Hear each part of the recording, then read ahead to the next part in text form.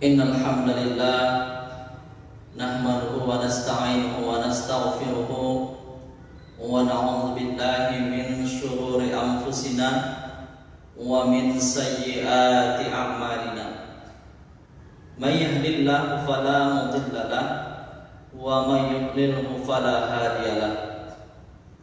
Ashhadu an la ilaha illallah wahdahu la syarika lahu wa ashhadu anna sayyidana wa nabiyyana Muhammadan abduhu wa rasuluh. Allahumma salli wa sallim wa barik ala sayyidina Muhammad wa ala ali sayyidina Muhammad sayyidina wa maulana Muhammadin wa ala alihi wa ashabihi rasulillahi ajma'in, amma ba'd. Qala Allah ta'ala fil Qur'anil Karim, a'udzu billahi minasy syaithanir rajim. Bismillahirrahmanirrahim. Innal ladzina qalu rabbuna Allah tsumma istaqamu tatanazzalu 'alaihimul malaikatu alla takhafu wa la tahzanu wa abshiru bil jannati allati kuntum tu'adun. Shadaqallahul 'azim wa sadaqa rasuluhun nabiyyul karim wa nahnu 'ala dzalika minasy syahidin wasyakirin walhamdulillahi rabbil alamin. Ma'asyiral muslimin, sahabat Nabi yang dirahmati Allah Subhanahu wa taala. Dalam kesempatan yang berbahagia ini, marilah kita sama-sama memperbanyak syukur kepada Allah Subhanahu wa taala atas nikmat yang Allah berikan kepada kita, baik itu nikmat umur, nikmat kesehatan, dan kesempatan sehingga kita bisa beraktivitas seperti biasanya. Kemudian mari sama-sama kita memperbanyak salawat kepada Nabi Muhammad sallallahu alaihi wasallam, yakni dengan melafazkan Allahumma salli ala sayyidina Muhammad wa ala ali sayyidina Muhammad. Rasulullah sallallahu alaihi wasallam juga mengatakan dalam sabdanya, man shalla alayya salatan wahidatan, barang siapa yang bersalawat kepada aku satu kali, kata Nabi, sallallahu alaihi salawati asyaratin, maka Allah Subhanahu wa ta'ala akan membalas salawat kita yang satu kali menjadi 10 kali salawat. Oleh karena itu, mari sama-sama kita memperbanyak salawat kepada Nabi Muhammad sallallahu alaihi wasallam. Mudah-mudahan kita nanti mendapatkan syafaatnya di hari kiamat kelak. Amin ya rabbal alamin. Ma'asyiral muslimin, sahabat Nabi yang dirahmati Allah Subhanahu wa taala. Adapun tema ataupun tausiah kuliah Jumat kita pada kesempatan ini, yakni istiqamah dalam keimanan dan beribadah kepada Allah Subhanahu wa taala. Dalam sebuah hadis Rasulullah sallallahu alaihi wasallam yang diriwayatkan oleh Sufyan ibnu Abdullah As-Saqafi, Rasulullah sallallahu alaihi wasallam bersabda, an Sufyan bin Abdullah As-Saqafi qala qultu ya Rasulullah, dari Sufyan ibnu Abdullah As-Saqafi telah berkata, qultu ya Rasulullah, aku bertanya, wahai Rasulullah, hadithni bi amrin a'tasim bih, beritahukan kepadaku satu saja yang harus aku pegang selamanya. Qala, Rasulullah sallallahu alaihi wasallam menjawab, qul rabbi Allah tsumma istaqim, katakan Rabbku adalah Allah, Tuhanku adalah Allah Subhanahu wa taala, tsumma istaqim, kemudian istiqamahlah. Ma'asyiral muslimin, sahabat Nabi rahimakumullah. Lantas apakah itu pengertian daripada istiqamah? Istiqamah adalah berasal dari kata qama yang artinya berdiri, tegak, lurus.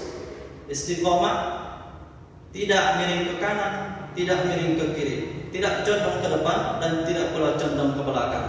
Istiqomah konsisten, terus-menerus, berkesinambungan dan tidak mudah tergoyahkan ataupun terpengaruh. Itulah istiqomah.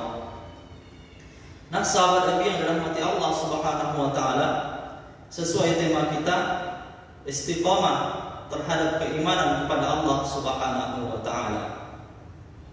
Mari sama-sama kita istiqomah dalam keimanan kepada Allah Subhanahu wa taala. Karena keimanan kita akan menjadi tolak ukur kepada kita yang beragama Islam. Sahabat Nabi yang dirahmati Allah Subhanahu wa taala, iman artinya tidak hanya sekedar mempercayai di dalam hati kita, tidak juga sekedar hanya mengucapkan kita percaya dengan lisan kita kepada Allah Subhanahu wa taala, tetapi iman harus kita buktikan dan kita realisasikan dalam bentuk perbuatan ketaatan beribadah kepada Allah Subhanahu wa taala. Sahabat Nabi yang dirahmati Allah Subhanahu wa taala,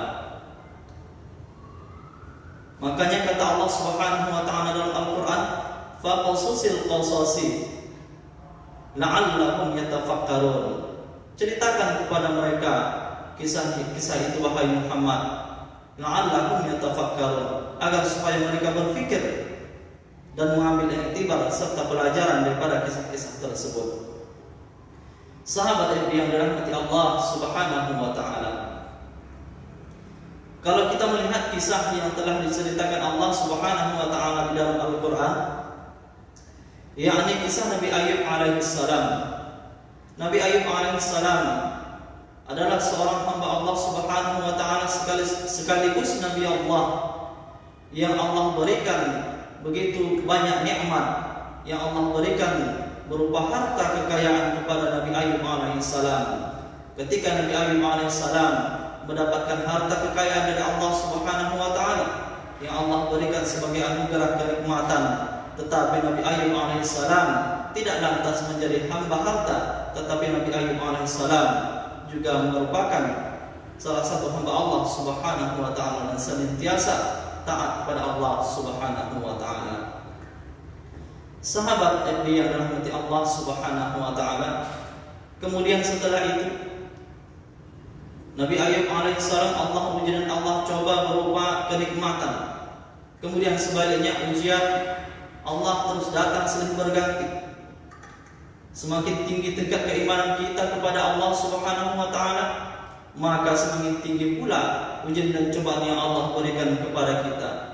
Allah Subhanahu wa taala telah katakan dalam Al-Qur'an dalam surah Al-Ankabut ayat 2, ahasiban nasu ayyutraku ayyaqulu amanna wa hum la yuftanun. Ahasiban nasu ayyutraku ayyaqulu amanna. Apakah manusia itu mengira bahwasanya mereka kami biarkan saja mereka mengatakan beriman kepada Allah Subhanahu wa taala, wa hum la yuftanun, sedang mereka tidak kami uji dan tidak kami coba. Sahabat Nabi yang dirahmati Allah Subhanahu wa taala, kemudian setelah keimanan Nabi Ayub alaihissalam Allah uji dan Allah coba dengan kenikmatan, kemudian Allah Subhanahu wa taala memberikan ujian yang selanjutnya.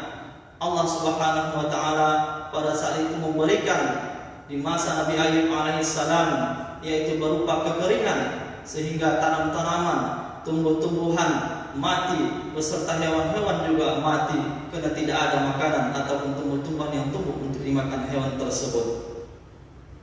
Kemudian setelah itu Nabi Ayub alaihissalam terus diuji dan dicoba oleh Allah Subhanahu wa taala.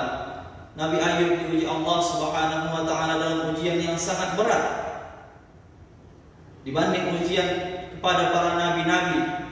Diberikan ujian kepada kita, tentulah ujian yang diberikan kepada nabi dan rasul Allah Subhanahu wa taala sangatlah berat dibanding ujian yang kita terima saat sekarang ini. Apa ujian yang Allah berikan kepada Nabi Ayub alaihissalam selanjutnya? Ujian yang Allah berikan kepada Nabi Ayub alaihissalam, yaitu berupa penyakit. Kulit terkelupas, daging bernanah dan berulat. Lantas apakah Nabi Ayub alaihissalam mengeluarkan kata-kata kufur, ingkar kepada Allah Subhanahu wa taala? Tentu saja Nabi Ayub alaihissalam tidak mengeluarkan kata-kata tersebut, melainkan Nabi Ayub alaihissalam tetap istiqomah terhadap keimanannya kepada Allah Subhanahu wa taala.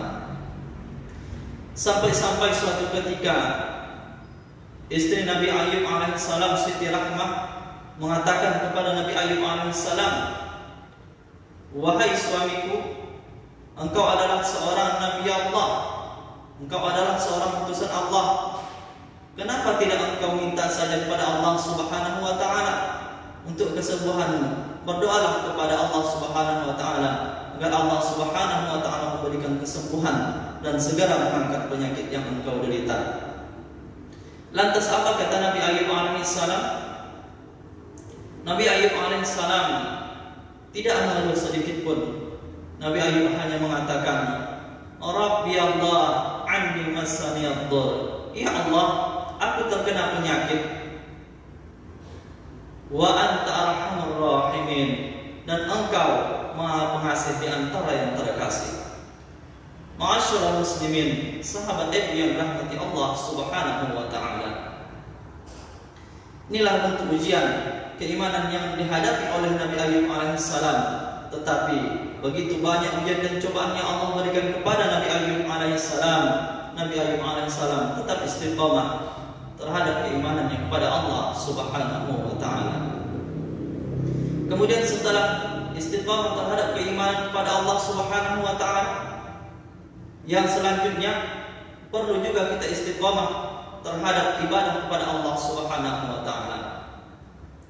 Dalam melaksanakan ibadah kepada Allah Subhanahu wa taala, mari sama-sama kita beristiqamah kepada Allah Subhanahu wa taala agar senantiasa kita tetap selalu mendekatkan diri kepada Allah Subhanahu wa taala, baik dalam situasi dan kondisi apapun kita tidak lupa kepada Allah Subhanahu wa taala. Oleh karena itu mintalah pertolongan kepada Allah Subhanahu wa taala.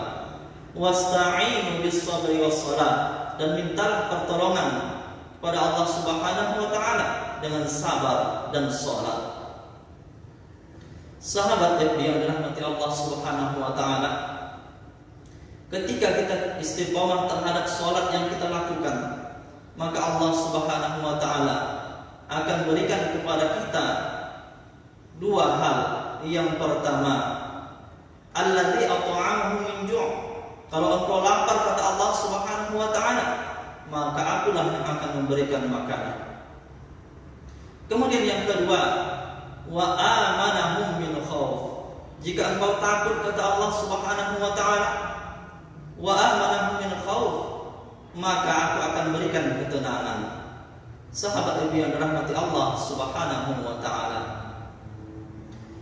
dua hal ini adalah merupakan suatu yang sangat menghantui di dalam pikiran kita. Yang pertama, rasa takut.